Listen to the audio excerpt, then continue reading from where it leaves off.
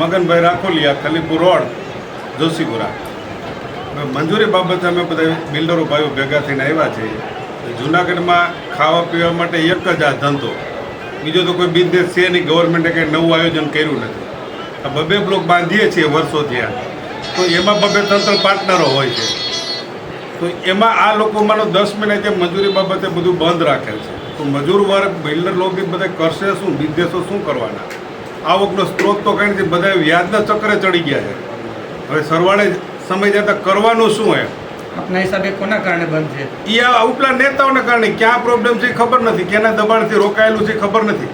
કારણ કે 5 જણાના પાપે આખું જૂનાગઢ રોકાયેલું છે. પણ એ 5 જણાના પાપ અંદર છે, પણ એ કોઈ ખુલાસો આવતો નથી બહાર. એની હિસાબે નાની પબ્લિકને શું કરવાનું?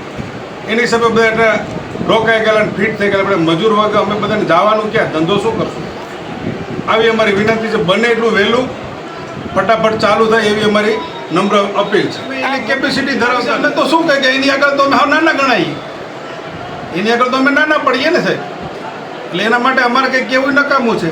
એ તો અંદર સમજી જાય છે, એનું કંઈ થતું નથી ને એને મળી નથી. અમે નાના માણસો, અમે નાના માણસો છીએ, અમારી પાસે એટલી કેપેસિટી નથી, અમારી પાસે એટલું માનો રાજકારણમાં કાંઈ નથી. અમે નાના માણસો છીએ, અમારી રોજી રોટી ચલાવીએ છીએ. અમે 100% દેખાય છે. આ મજૂરોને તકલીફ પડે જ છે. હવે અમે 2 દિવસ પછી નહીં આ કંઈ નિવાડો આવે તો મજૂરોને લઈને આવશું. અમારી પાસે એક જ સ્ત્રોત છે. એટલે મોટા મગરમચ્છો તો આપણે કીધે બંધ થઈ થાય, એનું તો ઉપલા લેવલથી ગોઠવી લે છે. પણ નાના જે અમે બધા માછલા છીએ ને, એ બધાને હવે ભેગું થઈને પાછા અહીંયા ધામા નાખશું. બીજું તો શું કરવાનું અમારે?